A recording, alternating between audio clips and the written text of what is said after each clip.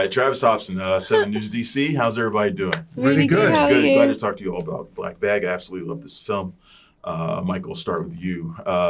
You worked with Soderbergh before on Haywire, a personal favorite of mine. Oh, cool. What was it like reconnecting with him on Black Bag?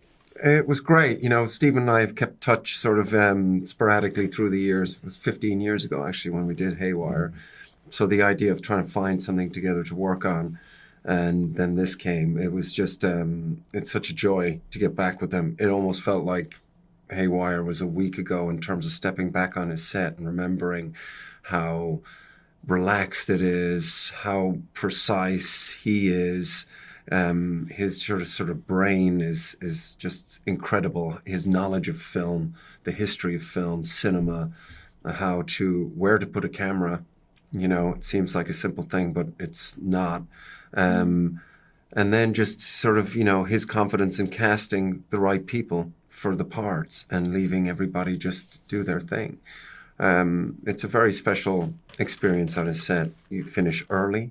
And like I said, you know, he's lighting the room, he's operating the camera, and then he's going home that evening and he's editing whatever we shot that day. It's extraordinary. It's funny to hear you say that because I feel like there's... Okay. Yeah. Oh, no, it's cool. It's cool.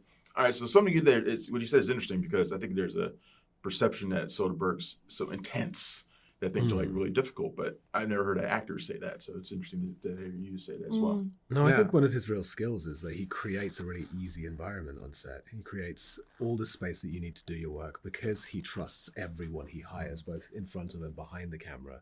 He then just lets you do your work, and because he has this immense toolbox for how to make the film, he doesn't feel the need. You never feel the restrictions because he knows how to catch what you're doing.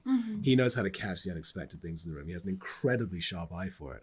And when you're in those kind of hands, when you're in the hands of a master like that, it just frees up everyone else's work. I think that's a real skill. We'll continue with you.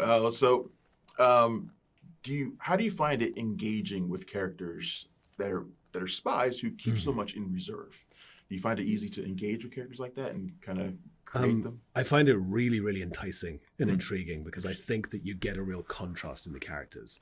When characters are so buttoned up and have such a strong professional drive that is in contrast with their personal drives, where they are presenting so much strength but are in desperate need of a place of softness or weakness or intimacy, and watching that interplay just internally in the character and then taking that out and sharing it with the other actors in the room. I think that's like the really good stuff for me. I really look forward to that. And so that's one of the things that I look for in any script and that I look forward to. Marisa, I loved your performance in this as well. Thank you. You're particularly great in the dinner scene when you guys are playing the game. Talk to me about shooting that scene and what that was like for you. Well, it was my first day. And I was so excited. It's a long scene, you know, it's 12 pages. And what's great about the way that Steven works is like he let us run it through, I think mostly for our sake. So it really felt kind of like a play, and you were but you start to understand the different beats, and then he kind of maps those beats out and you sort of film it by those beats, which was really useful because it does change. The energy in the room shifts as people are eating more of this dal and drinking and, you know, getting sort of a bit more comfortable. And there are moments, you know, once they decide to play this game, there's a shift in the energy. And that might be the time when Steven's like, okay, we'll pick it up tomorrow. You know what I mean? And then he goes home and, as Michael was saying, edits that night. So when he comes in the next day, you can kind of be like, well, how was the beginning part of the dinner scene looking? And it's done. He's like, yeah, I've cut it together. It looks great. It also gives you so much confidence as an actor because you know that it's working and you know that, you know, you're kind of on a specific path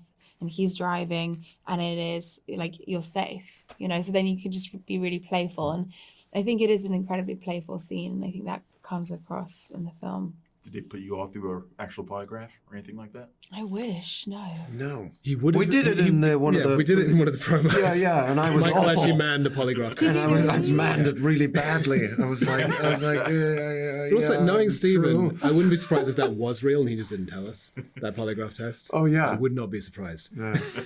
Well, thanks a lot, you guys. I really appreciate you taking some time with me. I love the film, and I can't wait to see how people react to it. And good luck. Thanks for checking out the show. If you like what we're laying down, please subscribe to our channel and click the bell to receive notifications for all of our latest stuff.